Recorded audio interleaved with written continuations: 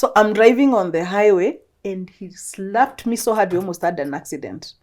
Like I saw stars and went off the road. I remember my firstborn knocking on the door screaming because we are fighting so much. And you know, like for a child, I think in his mind, she thinks that he's killing me because, of course, venye ananirusha kwa ukuta, ananirusha kwa bed, ananirusha kwa, you know, as a woman, you're not strong enough. When you get into a relationship, you're supposed to be very careful so that you don't lose yourself in that relationship, because when it ends, then who is left? Now, there's a story of a lady who loved someone so much. He cancelled his traditional wedding to her 3 times. Not once, not twice, 3 times. And she kept pushing. Why? Well, this is why we're here today, to listen to Caroline Bongo. Yes. Caro, your story is very interesting because I'm imagining the first time someone does that to you and embarrasses you, to your people, to your family, to the village. I mean, that's a red flag. And a Meru village. And a Meru village. Yes. You know? Yeah. You're very forgiving. There has to be something that, you know, was installed in you to bring you to this level, for you to be this kind of a person. How would you describe yourself? I don't even know if it is being forgiven or naive. I think it's more being naive. But I was also raised by parents who taught me to relate to people well, to think of others better than myself. And then naturally, I'm just a good person, not in the way of selling myself as good, but I'm an easy person. Let me not say good. I'm an easy person. Mm-hmm. So if I find 3 people fighting, I'll be the one who is making all the peace. I don't want people fighting. I don't want crisis. Actually, one of my weaknesses is avoiding crisis. If something is too hard, I would rather even just run away from it. Mm-hmm. So I think that is the weak nature now that actually got me messed up into this whole thing. Mm-hmm. How would you describe your childhood and how that formed you into who you are now? Amazing, because I had an amazing childhood. I have met with a lot of trauma cases, especially after sharing my story. Mm-hmm. But I'm one of the very lucky people. I had like a wonderful childhood. I can't remember having one single care. I grew up in a village life where now my great-grandmother and my grandfather and his brother and like the whole family, like half the village is us. Mm-hmm. So and like you could go to any direction, they're your relatives. So you just have a lot of fun. You have too many cousins to play with. Mm-hmm. I was lucky to grow up with parents who are civil servants in the village. So we were not exactly rich, but we were okay, you know. And I'm a firstborn of 5 children. And we were really, still are, we were really, really tight. And all I remember growing up was laughing. Like, we laughed, and like we ate and laughed, ate and laughed. We just grew up really, really happy children. My mom, my dad too, but my mom is a really humorous person. And she loves laughing. So I think we just laughed all the time. And therefore, I did not know sadness. Unfortunately, I think I maybe God wanted me to face some hard part of my life. I did not know any sadness at all growing up. I don't have any specific tragedies. Mm-hmm. Went to primary school just right next to where I grew up. Yeah. And then went to high school and moved high schools twice, not because I was a bad person, because my dad wanted to do better. Even I wanted to move from bad company to better company, finished high school, and then went to purposed enough to go to campus. So that's basically my childhood. Mm-hmm. I had a very smooth childhood. When I was growing up, I knew I wanted to sing and I wanted to be a professional. 2 things. I would be a professional, I would sing. And I remember as early as 8 climbing on drums so that I can reach mirrors and hold a torch and, do the whole Meriatieno album, because she's the one who was ninning when we were growing up. She was the one who was famous then. And when I was 16, I remember calling Kasangas and telling them I want to record when I'm in Meru. Meru, and I don't even know where that is. And they told me what I needed, and I could wait until I was 18 and all that. My dad almost killed me because the telephone bill that month. I was calling every single producer in Nairobi. Wow. And then after that, in university, I actually spent like most of my time singing. I led the university choir. I led the Christian Union choir. I just basically read and sang again. And I really had a beautiful time as a student. And then I finished school. And then that's when real life started. Whoa. Yes. And because this is all in this book, guys, you should stay tuned, because there'll be a phase where we will be telling you where to get this book and get all the details that you need to hear about her story, where we're getting into right now. Yes. This is where life started. Yes. What happened? Where did you meet this person? So I leave school. And then, you know, in Kenya, how, you know, you could have to kutamak. Yeah. So tamaked so much. Nakumbuka nikienda industrial area. You've done agriculture. I've done horticulture. So I don't even know. By then, horticulture industry was so young that I did not even know where to look for a job. So there were a few flower farms. You go, they tell you, no, we need experience. You're like, where am I going to get this experience? So after a year, I told myself, you know what? If I have to buy this experience, I'll buy it. You know, even if I have to go and just get an internship, I'll do that. But before then, I've always been very proactive. So I remember I got into census ama politics, one of those two jobs you get. Then I got the money. I paid for events, you know, to do events. And now I was doing events. You know, now you're young, yeah? You finish campus, so most of your friends are getting married. So I'll do events for my friends, birthdays for my friends. And then also I did my first album, my first music album. So in a way, actually, I wasn't too excited about leaving Nairobi. I was okay to work, but now in Nairobi. But now I did agriculture. Where are you getting a job in Nairobi? So in a year later, I got a job, but now in Timau. Now Timau is actually right next to where I live, but I couldn't stay at home. So I lived in some kashedi house. Unajua, those houses where you can hear your neighbor, like, you know, if kama ameweka radio a good program, a switch off, like, you know, like, because it's so loud. I mean, and it's just a mbao house. But that's where I started life. That's where I met this guy. Yeah. So now, remember, all my life I got saved. I was this church girl. So I think I get out of that controlled Christian environment, and I found myself in a new farm. I normally think, wow, God, you have a sense of humor, because I got out of heaven and straight into hell. And this new farm, there were no telephones, no nothing. I couldn't communicate with anyone, not even with my boyfriend then, not even with who was a Christian, who would probably have been encouraging me a bit. I couldn't go to church because I'm working every day of the week. And I think I used to go off on Mondays or something. That's the only day I could take off. So I'm not going to church anymore. And nilikuwa na zeal, you know, I would read the Bible every day, you know, wake up, read the Bible, pray. So I always joke, because remember, the houses are very loud. So the house next had a girl who wasn't, that her business was, you know. So I remember I used to pray, and she would like get really pissed off, because it's as if I'm giving her guilty conscience. And I think she was like, I can't this. And then in 2 months, I had forgotten how to pray. You know, I wasn't praying anymore. I wasn't reading the Bible. So sort of your conscience now relaxes. But now that's when I meet this guy. This guy works with me. He was a nice guy. He wasn't even running after me. Actually, because we were all young. And I think we were only, in the field, I was the only girl. And in the office, there was only one other girl. So, ni kama enyewe kukaa kwa mafisi. You know, like, everybody is young and you're the only girl. So, sort of everybody was interested, apart from this one guy. So, I think this is what caused me to be attracted to him, because I knew he's not after me for anything. So, we became friends. One thing led after the other. And he was really patient with me. He'd come, stay in my house, leave. Nothing, doesn't touch me. You know, it went on for more than even a month. But again, you're young, you know, you're in the flesh. So before I knew it, I was pregnant.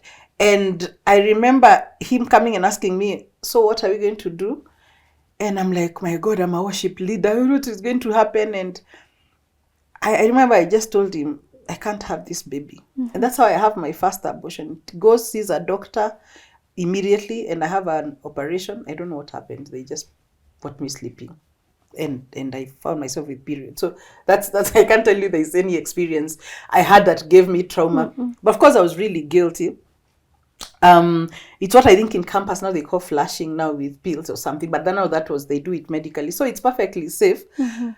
But that guilt just doesn't. So I normally think that's where my life starts going downhill, because that guilt concerns doesn't leave me. And almost every other decision now, I make it because of that. And I'm trying. After that, actually, I decided I'm going to get rid of this baby and run away. So I tried to go. Then my parents are like, if there's, I stayed home for 2 weeks, and I just left work. Did you tell anyone what you had done? No, not at home, not at work, nothing. And I'm giving my mom every other excuse apart from why I actually don't want to be around work. And then they're like, no, it's important. And then I remember 2 weeks later, when they're almost seeing it's okay, I remember how long I'd taken to get a job. My boss calls and says, just tell Caro if it is salary, if it is what, we will have her back. Now, I didn't have any other backup for me, and I couldn't tell them what I had done. So I went back again and got right. I actually even moved houses, but moved towns. Nobody used to live in Nanyuki then. Everybody used to live in Timau. I moved to Nanyuki. I used to leave so early so that I can get to work, like 5, so that he still followed me there. So now, after a month or 2 after now that act, I went free. I was like, you know what? I am into this. Let me just get this to work. And then I remember, like, after 4 months, I just couldn't live with what I had done. And I'm like, my biggest problem was, like, when I meet Christians, they're like, sasa Caro, bana asifiwe. Aki, that amen could not come out. Because I'm thinking, I know what I did. And sometimes it's better to talk, because this thing just kills. I think the devil's way is just to have it killed inside. And then you know what I decide? You know what? Everybody thinks I'm a good girl. Everybody thinks I'm a righteous person, but I'm not. I'm even worse than the one who carries pregnancy. So what I decided to get pregnant. I'm still with him. I decided to get pregnant. So my firstborn I normally say she's one of the children I really decided to have a child. You know, I decided to have her, and straight away went home as soon as I knew I was pregnant and told my mom, now I'm pregnant. Now it was my official way of announcing I'm not that person, you know. So I didn't know. Actually, the other day, I learned there's a name for that when somebody has an abortion, they'll go and have they'll have a child out of guilt, as if the child will cover the guilt of what they did. So for me, it was, because I was a Christian, I was like, let people know who I really am. So, of course, through the pregnancy, now the backlash, nobody knows what I had done. It's now when I had friends come talk to me. Then there was more mobile phones. You know, Caro, don't worry, because they could not believe. I was like this giant in Christian leadership, in church leadership. And, I told you I'd produce an album. I was just that person that could never, ever fail. And also, it's very harsh when a girl got pregnant. Hey, I was the deputy of Jesus. Yes, like, my friend, you would get the wrath from me. So because of that harshness, so the Bible, I think, says, teachers, be careful. Because now that same judgment I was given to people is what now I'm giving myself. How was your mom and dad reacting? So now, because I went quite early to my mom, she was really shocked. I didn't tell her about the abortion. I just told her about the pregnancy now. And she was like, okay, is the man interested? He said, like, yes. So I asked him. He came home, met my parents when I'm still like 2 months pregnant. They really, so when you're hearing all those drama, 3 times ruracio, was because my parents really wanted us to get married before the baby was born. So, that's the normal, decent African family way. I also wanted it. It covers a bit of shame. It helps the baby, to be born in a complete family. And that's what it happened. So the first time, I remember when he said he's coming with his family, his father was not alive, but his uncle who took them off after the father was a big politician. So the politician called and said they were coming. Now imagine, your daughter is getting married and is getting into a family, a politician is coming for the ruracio. Big deal. See, you make a big party. Of course. And my mom is big. I think every married woman is big on parties. Yes. And welcome visitors.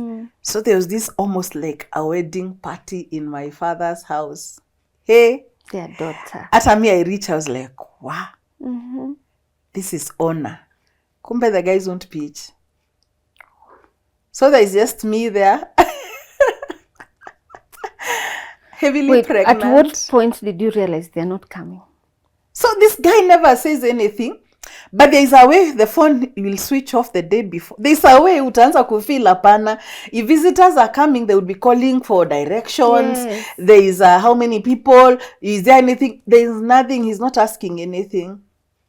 And you had prepared everything, food, everything. I wish it's me who had prepared. My parents have, my aunties and uncles wametoka Nairobi. Wamekuja ruracio. My friends. So, At that point when you're realizing this is not going to happen today. It was at 11, I think. The PM. next day, yeah. Gee. No, AM, in the morning. 11 in the, yeah, 11 in the, saa tano ya asubuhi, yeah. You know, realize. Then we realized these guys are not coming.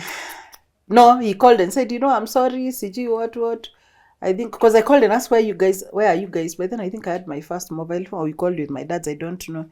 It's like, sorry, I don't know, my uncle had to travel on emergency. So my dad is like, if the uncle is traveling, kwani the rest of the family you cannot come. So they can still come. Yeah, so anyway, they never come. So we eat our food. You can't even, it turned to a funeral immediately because everybody's. And is this guy going to reach out and at least explain? So of course I'm really, really mad with him at that particular time. So I fold my tail, go back to Nanyuki again. By then I was staying in Nanyuki. And I think he wasn't there for 2 weeks. I can't even remember the details, but if somehow finds a way of coming to give me a story. Would you buy? You will buy, but not completely. Okay. For the sake of peace, you will buy. And really hope by God he'll change. And then I think we stayed until I had the baby. I went home to have the baby. My parents took me to hospital, but he also came and saw the baby. Yeah. So they're trying to keep peace. My dad calls him again when I have the baby. And he tells him to... No, actually what happens... When I have my baby, my parents insist I don't get back with him now. Because they can see maybe he's not serious to get married. So it's better you just start your life alone. And continue. Unajua, I have a job. It's not like even like I'm depending 100% on him. So I can survive. But who am I? After 3 weeks, Girl is in love. I packed, went back again. I could not imagine my baby being not, now I could see ourselves as a perfect family, not even have a baby. So when the baby was born, that's when we started living together now. We moved to the city. They moved from his house, I moved from my house. We started living together, now the three of us. He had an amazing family. His family was so good to me. Wow. You know that meme that says, if you see your in-laws being too nice to you, just... Something wrong with it. Sometimes I normally imagine that is why but they were really, really nice to me. And they are very, very focused people. Yeah. I think just him as a person. There's some growing that he had to do. So as long as we're in the house, he was okay. At least the first years, he was really okay. The first, not even years, because we stayed with him a maximum of like 3 years. So the early was when we started living together, he was just okay. And then now the lies started. They were there. I kept ignoring them. So for example, let me go back. When I was 6 months pregnant, I decided to buy baby clothes like every mother, right? So because I'm going, how we go to work in the farms very early, come back. I wasn't really, and then by then I started going for off days on Sunday. So I couldn't really get time to buy. So he told me, by then he had left work. Remember, I used to work with him. Yeah. He told me, in Nairobi, this money you want, I can't even remember, maybe it was 6K or something, that you want to buy all the baby stuff. In Nairobi, you can even get for double. And it makes sense. We had gone to school in Nairobi, but had not lived in Nairobi. He sort of had, so he knew the corners. So I gave him the money, and he was supposed to come with baby clothes. So please don't tell me. When he came back, he came with like clothes worth like 400 bob or something. I think 2 nappies. Out of 6,000 Kenya shillings. So now, remember, I'm earning 8K. I'm earning very little because they used to call us management trainees. So if you're earning 8K na umepeana 6K, that means your mwezi you've been left with no money. Ile you're trying to adjust. So I don't know if I'll ever be able to get this 6K again. So, and then I remember another time he said he was going to buy TV. Another time he said he was going to buy a gas. You know, there are things you'd look for. And then you'd go and say, sijui alikuwa amesimama kwa bus, pesa ikatolewa kwa mfuko. You know, there was, you know, the lies kept coming now. There's a day we had a policeman standing outside our door. Sijui he came and asked me what about things I didn't know. So now that is what was really frightening, because do I really know this person? You know, why all these lies? And at this point, are you thinking, am I making a mistake continuing to stay with this person? Or... Imagine, no. The only thing I'm thinking is, why won't he marry me properly? Because I just want to get married properly. Because me, even with his weaknesses, I think I can hack it. It really hurts me. I don't know if I thought he will change. I don't know. Yes, honestly, to think about it, I would think maybe it's a mistake. But when I think of the baby and everything, and he's also a nice person on one side. Even as we talk about bad people, they normally have their good side. Yeah. So those lies now I think are the ones that wizard me later in life. So they kept coming, and then after I had them, so you see now the lies are not only coming to me, they're even going to my parents, telling them you're bringing people. Later on, I realized actually there's a possibility he had not even told his whole family to come for ruracio. You understand? Yeah. He possibly got somebody else to call my dad and told him the uncle. Yes, like that. I think the family knew, because our responsible family wouldn't. Later on, the mother was able to come, but I think that it just had already been messed up. I think I lost my job, went back home, and then now this time round is when my dad was done with me. He was like, "How much more must you suffer?" You know, my dad is a farmer, so he said, with all your knowledge, we can do. He was already doing exports. We can do exports until you really get another job. Yeah. 3 weeks later, I think I had this timeline of 3 weeks. Ya kumiss. Please don't tell me you went back. Yes, I did. Did you call you to go back? Did you? And my dad was mad with it. And you know, when I would struggle, it just them I would still go back to. You know, I think my dad didn't just know what to do with me. I think you exhaust everybody in the family. You really do exhaust everybody in the, and you don't realize it. And you're also struggling and you also don't realize it. So anyway, I go back again. We've suffered through life. And then I sort of grow in my career and I moved to Naivasha. And when we're in Naivasha, Kaylin was, I think, 2 years old. I realized I'm pregnant again. Now that I wasn't planning, because me venye nilikuwa naona if this guy is not marrying me, why? I remember my brother asking me, kwani he has a wife at home, ama nini? You know, so I'm not very sure. So because of that, you know, he goes, you know, like I sort of found myself pregnant again. And I remember he still asked me, what do we do? I told him, no, I'm not doing that again. So now I get pregnant the second time, and now that everything changes.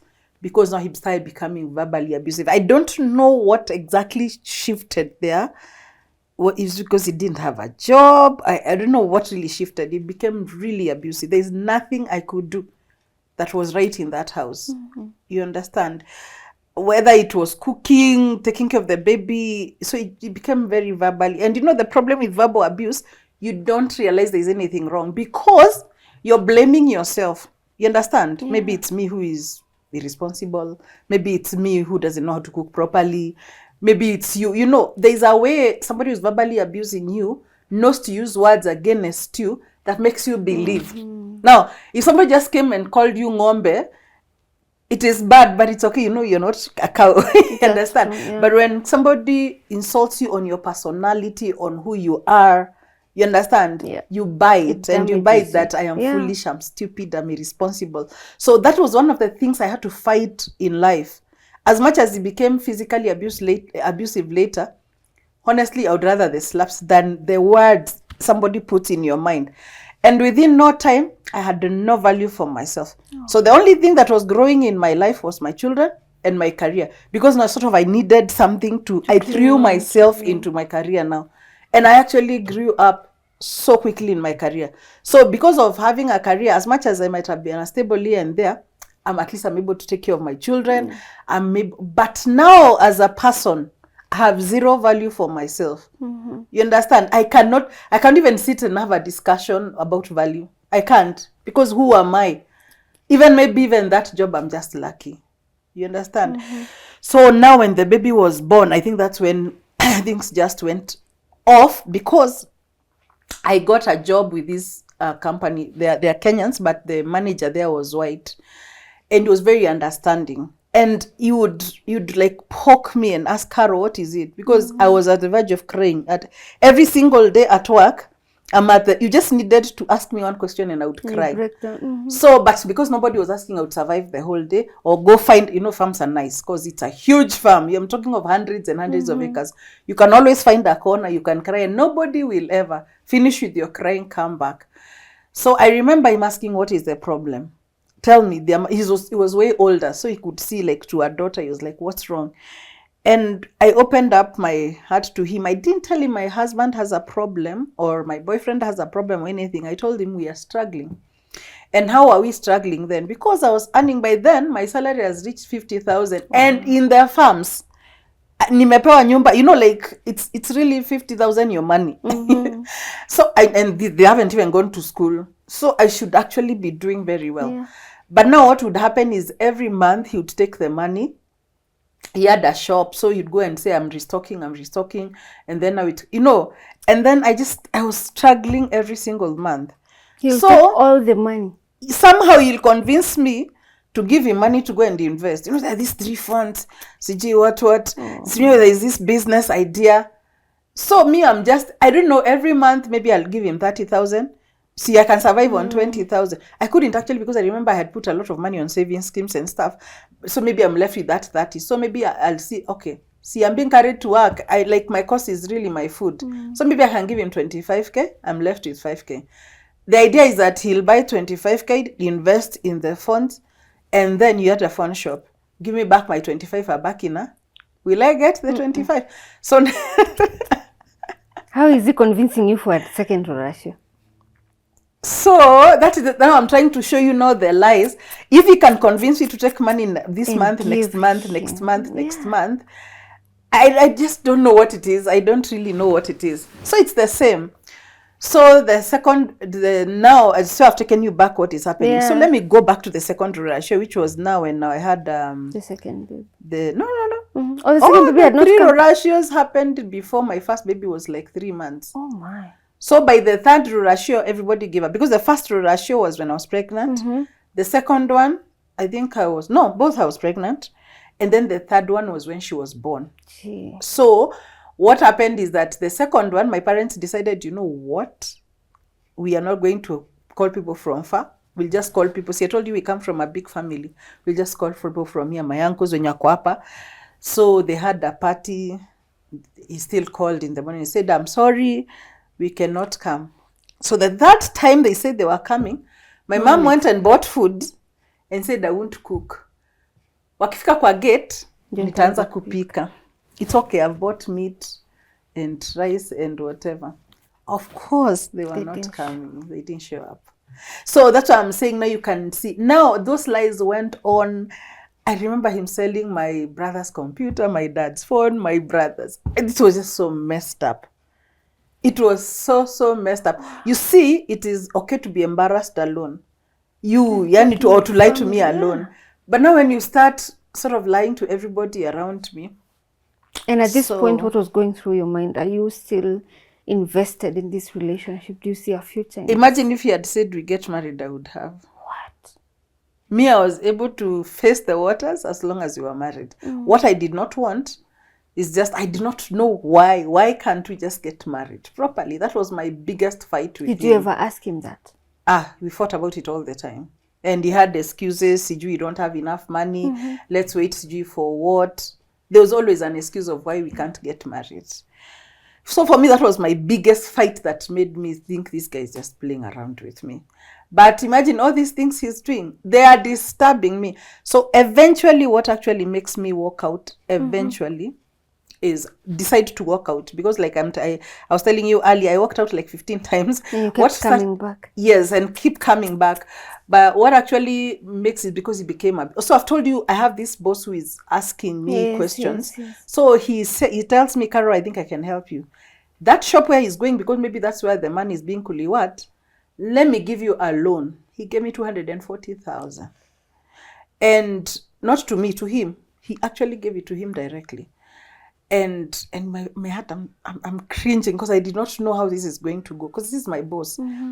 And but now he told him he'll give him 240, but I think he gave him in bits. So by the time I think he was realizing, I could make 240, but it was like around 200 apple. So he said, let me come and open for you guys. Open, I can partner with him. We open a shop in the place the area I was in, and then he can run the shop. And then you see, everybody is happy to make extra income. So he was given money to buy computers. He never bought. He was, luckily he paid the rent directly. So I remember the rent was paid. It's even my own brother who came to stay in that shop, because the rent I think had been paid for 5 months or something. So there was that bit of irresponsibility in him that I don't really know what demons he was fighting. I don't know what was making him make all these wrong decisions that he knew I was really getting mad at. So now, but he was okay as long as you were okay, man. When I meet this boss and he starts talking to me, no, you see now he has cooled the boss's money now. So my boss asks what's happening. So I'm forced to actually now say the truth of actually how this guy now can be, has done other things. He doesn't penalize me, doesn't ask me for the money, but he tells me you really have to think about your life. Now I think because I've spoken to someone for the first time, he notices now I have some sort of freedom. I can stand for myself. I don't think I can stand by myself because my boss spoke to me. I think I can stand myself because I can see my life from somebody else's eyes. You understand? And then by then we are fighting like, we are fighting like, And I remember the first time he really hit me badly. There was pushing, shoving. But the first time I remember I was driving the farm car, and he was really agitated. So he got into the car. So, and he wouldn't leave the car. So I'm driving on the highway, and he slapped me so hard we almost had an accident. Like I saw stars and went off the road. And I told myself, I can't do this. I remember being so mad until I told me, even those children are not yours. Like I was crazy. I was burning. I mean, if it's these children who are they're not even yours. Things you say when you're really mad. But I think that day, seeing how I could easily have killed both of us, I was like, no, something has to change. Something really has to change. And I don't know where I am now. I've gone like into 3 different places of the story. We are at the point where you're realizing you can't keep doing this. Something has to change. Yeah, I know. What steps are you taking to end this toxic relationship? You just do it out of anger. So you walk out. And I think when I started walking out, that's when he felt insecure. And now that's the more he became abusive, the more he became physical, the more I actually became close with this boss of mine now, the more it's as if he was pushing me towards. So it became so messy. I remember him reporting me to my HR in Nairobi. So I had to leave that job again. He convinced me. I followed him to Nairobi. We started living together now in Nairobi. It became hell. I remember my firstborn knocking on the door, screaming because we are fighting so much. And for a child, I think in his mind, she thinks that he's killing me because, of course, venye ananirusha kwa ukuta, ananirusha kwa bed, ananirusha kwa, as a woman, you're not strong enough. So in Nairobi, it really, really became bad. So the one time I decided to actually walk out, it's a very long story. I remember we walked out, me and him and the baby. My dad had come to Nairobi for a meeting, for a business idea we were trying to talk about. And I think because he was so insecure, because my former boss was involved in it again, and my brother, my family and him, I think he got so insecure that he took my daughter and just left with her, and I did not see that child for months. It was, for me now, you remember, I'm on these days of, I don't know what I want. I think that was the time God used to my turnaround, because I almost died. I just look at me 20 years later or 25 years later, my daughter getting married and I'm not in her life. I was crazy. I think if tears have a bank, I don't know why I have tears anymore. I cried in day, night, morning, on the road. I would go to the park, Uhuru Park, and just sit there and cry the whole day. It was very painful for me. And eventually I realized, because he would call me and say, if you want your child, you get back to me. Oh, this is the bait now. Yes. Sorry, you can't have your child without me. Actually, I'm thinking of even killing her and killing myself. So, of course, I believe him, or he has such control over me that I actually think he can do it. Of course, I think he's bluffing. But at that particular time, my status of mind doesn't believe actually he will not kill her. So I realized the only way to get my child is to get back to this guy. So against everybody's advice, I left. My mom had already taken the baby. The baby was about 10 months then, I think.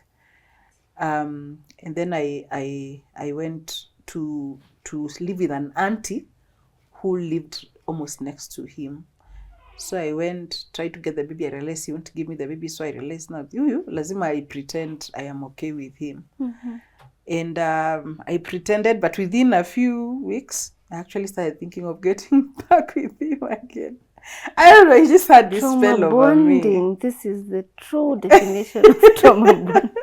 What? Until I remember, because my auntie was married to a pastor, my auntie was like, you can work this out. We will make a wedding for you. Nini. Put you together. You guys are two good people. Nini. But then a lot happened when I was there at my auntie's. By then we couldn't see eye to eye with the family, so I couldn't even go to see my baby. So he agreed to bring her, and then he would come and see us. So I remember the last time I decided I'm done.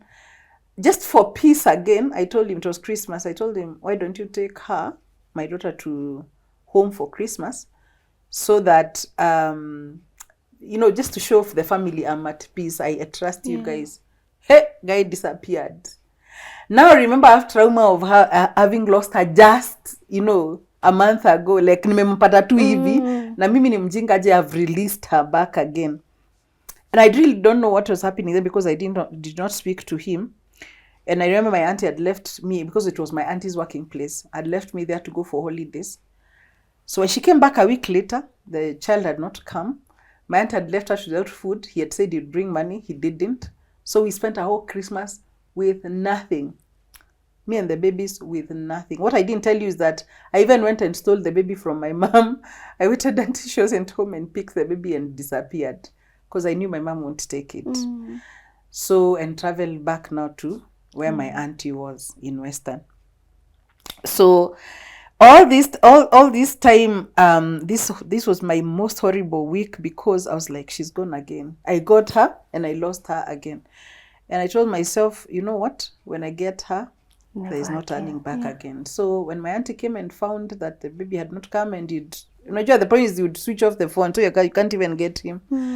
My auntie told me she was a senior government officer. She was like, I'm getting government vehicles. We are going for that baby officially. But by the time she was ordering the car, we saw they came. They came with the baby. And hapo ndio nilipanga mpango yangu. We stayed with him for 2 days. And then after he left like this, I just timed him kakisha. He has claimed the matatus vizuri. I went back and booked a bus. I even had to ask for fare from my brother.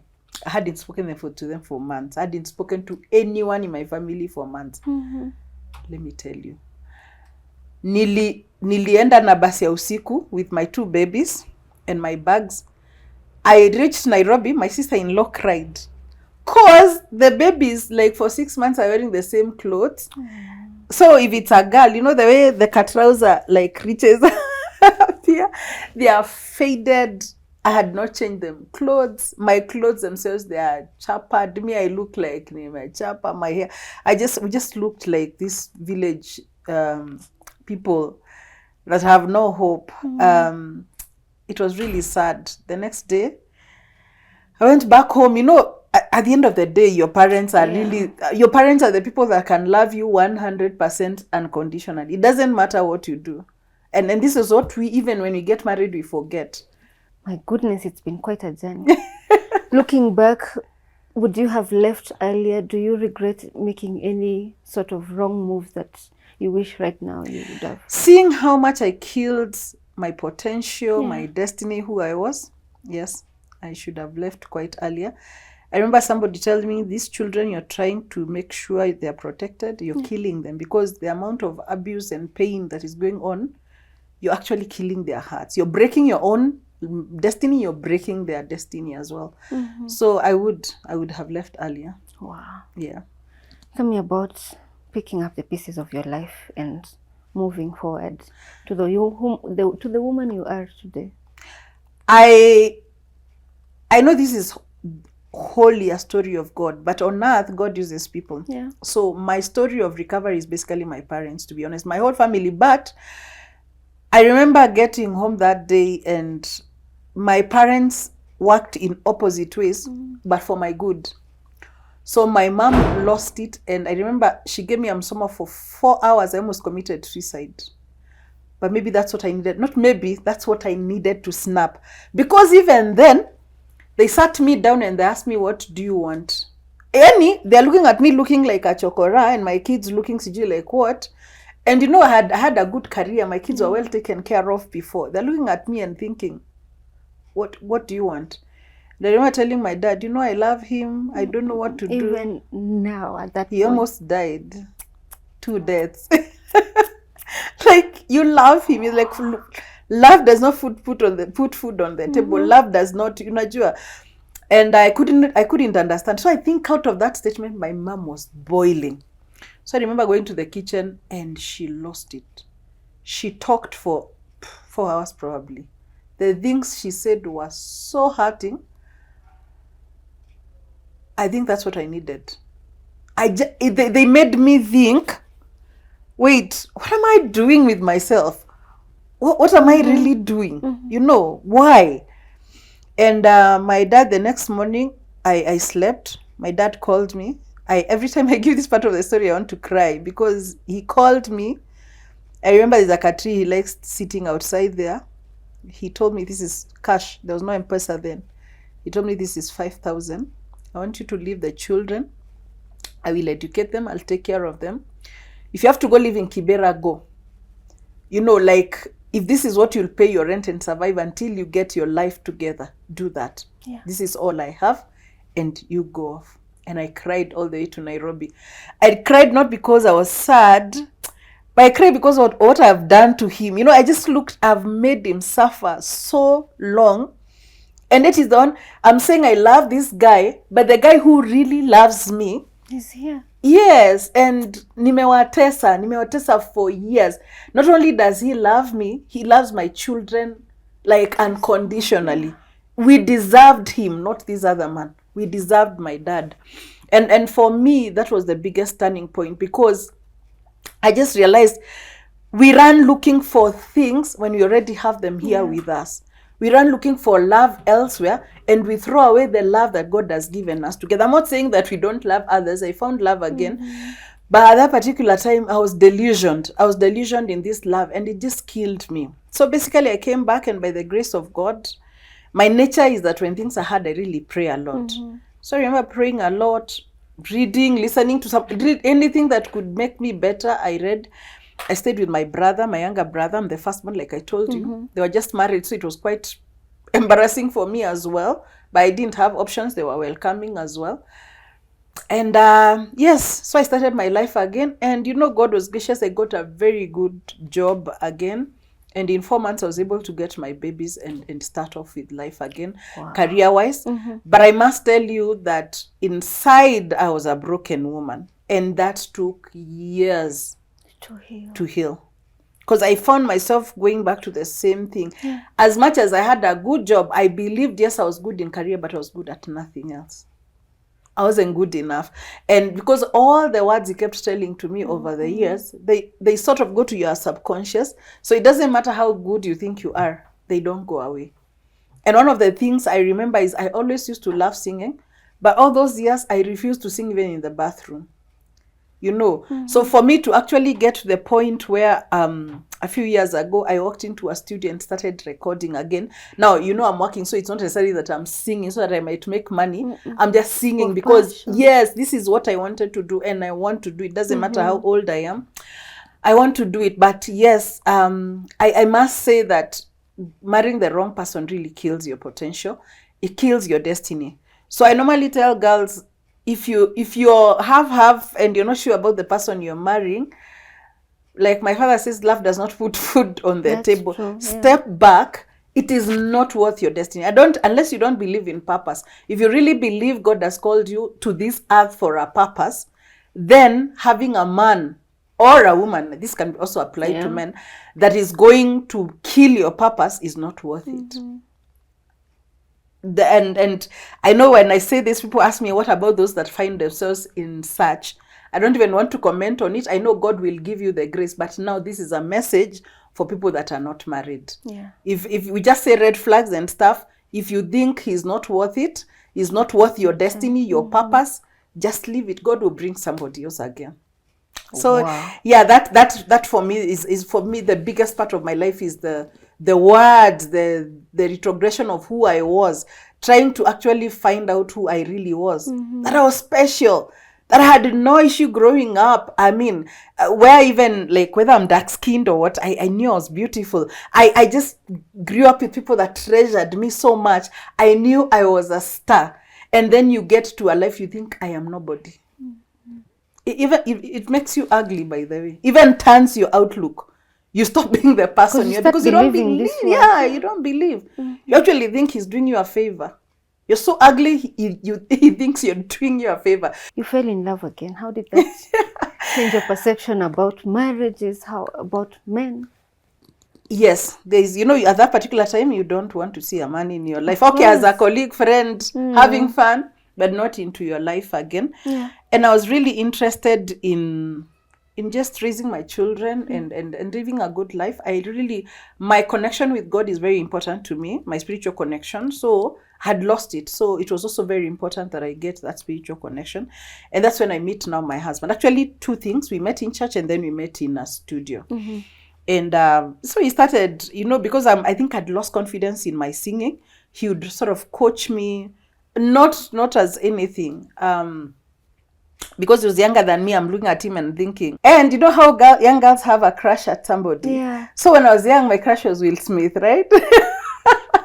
Oh, wow. So I was like, wow, he looks like Will Smith. And, like if I had met him when I was young, like when we were the same age, he's exactly the person. And he was really nice. He was understanding. And therefore, I think I got not a relationship, I got a connection with him because I felt safe.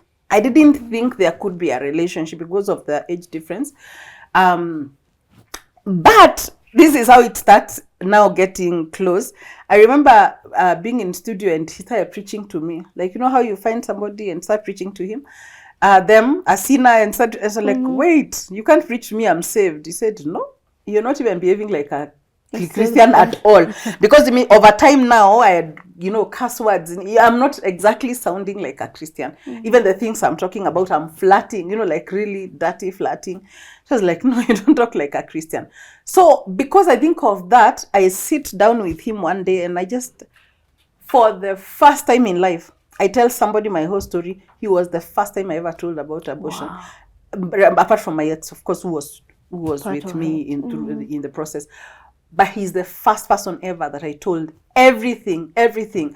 And what I must mention as a believer is that in between now my ex and him now, there was this period where, I don't know, they call it what? When you can easily get into a relationship because rebounds. Yes. I almost got into rebound relationships, but very stupid relationships. People they cannot even marry, even if you are offered for free, you can't get married to them.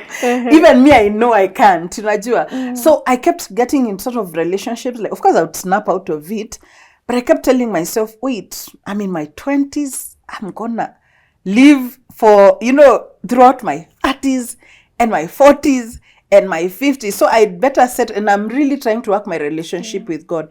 So I wasn't happy to probably live like this. I met actually some of them who would tell me, Carol, all these sisters you see in church, like single moms, they must have somebody there, either a married man or somebody has to be sorting them out. And I was like, no, that's not the life I want. So now, because of those stories, I remember sitting down, and it was as if, the way people go to Father, confession box. It was like my confession box. And we talked from, I think, 9 to 7. I was going to work. We spoke the whole, he stayed in my house up to 7 in the morning, because that's when I was finishing the story now. But let me tell you what happened after that. I walked out and life was colored. I realized, wait, I've been walking in darkness. It's as if sharing out, removing out that, especially that guilt, the consciousness of guilt. Wow, I was like, feels good. I felt lighter.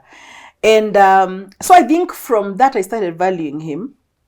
And we continued, and then I used to travel a lot, my job.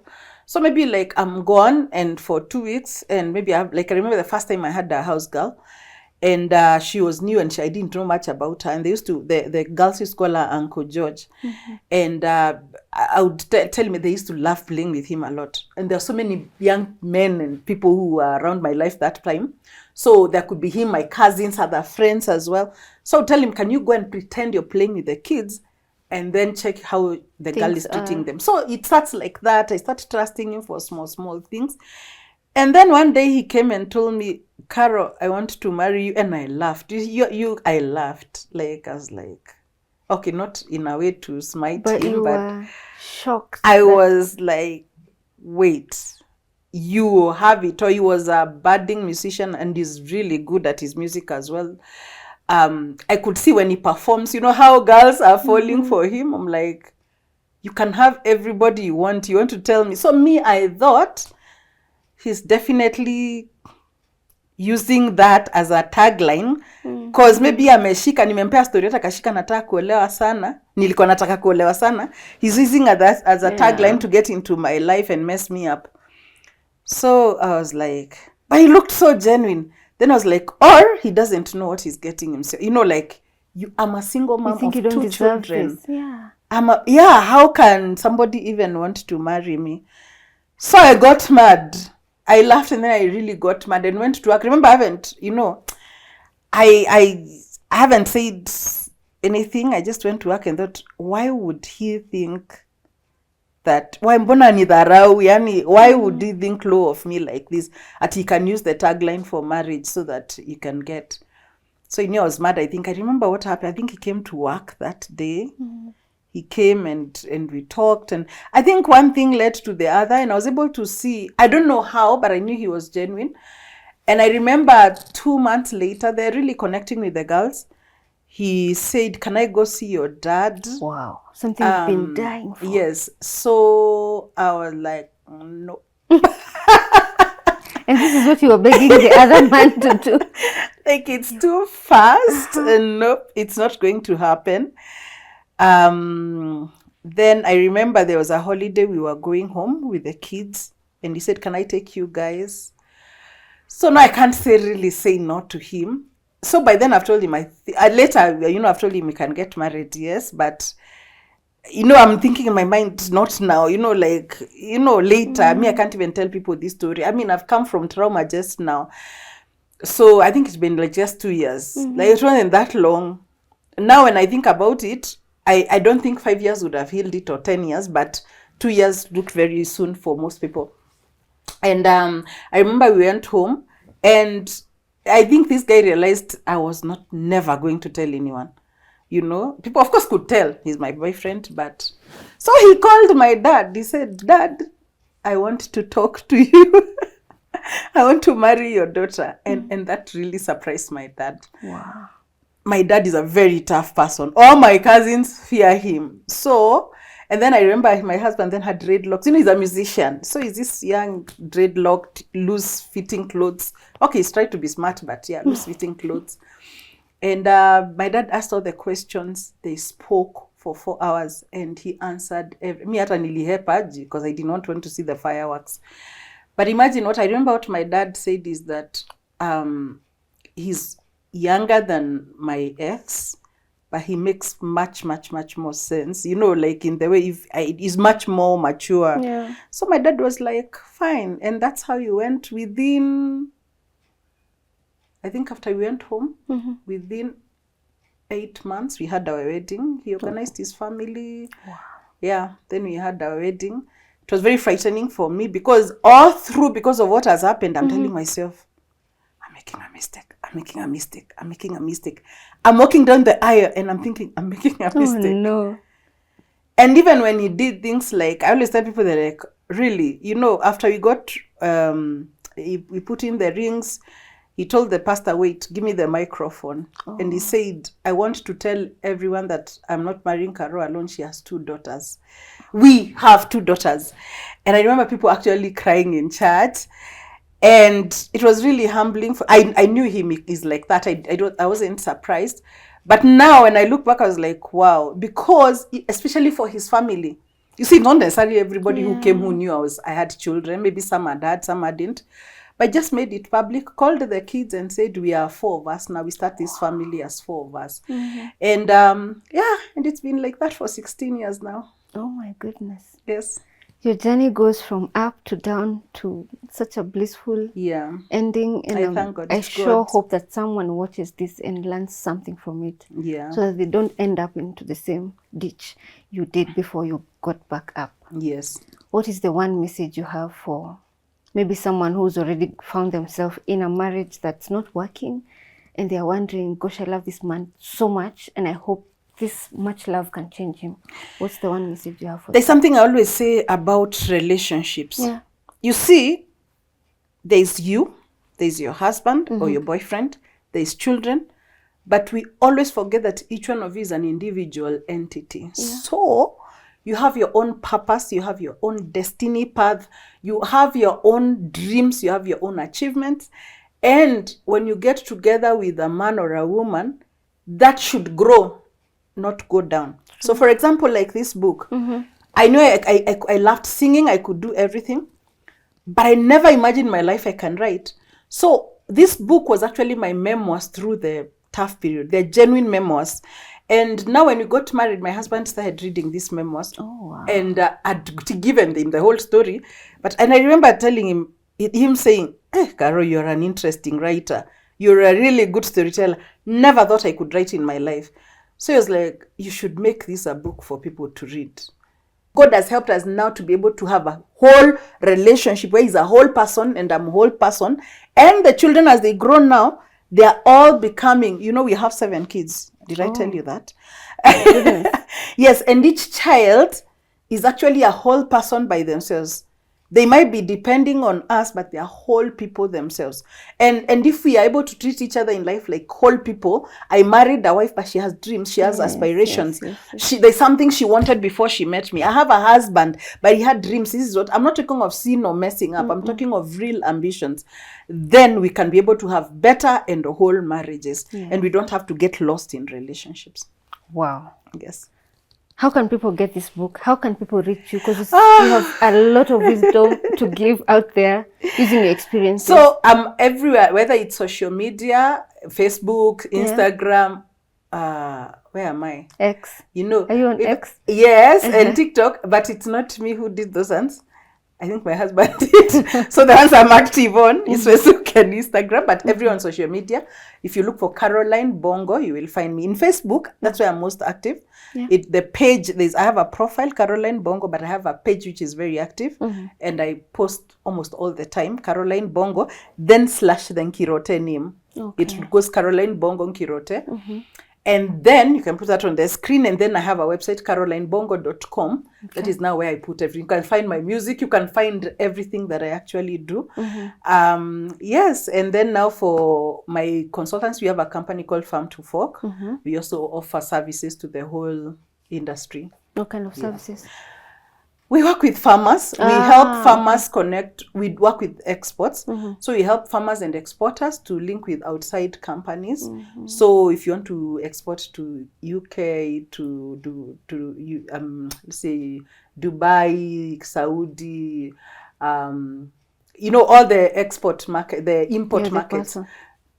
Yes, that's what we do. So we link farmers or companies, agricultural companies, to guys that side. Now, before it was just farmers, but also products. So sometimes, like now, we are dealing with cosmetics, natural cosmetics, herbs, foods, everything.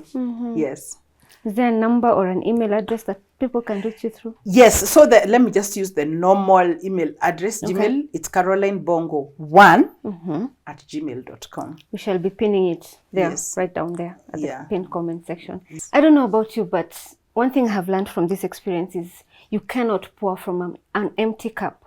So if you're there and you're thinking about taking this one big step with the next person you think you love so much, think about the next 2 years, 3 years, and how life will be with this person, with the red flags that you're seeing, or without the red flags. So thank you so much for staying with us till the end of the show. But before we wrap up, please visit the website, Caroline Bongo.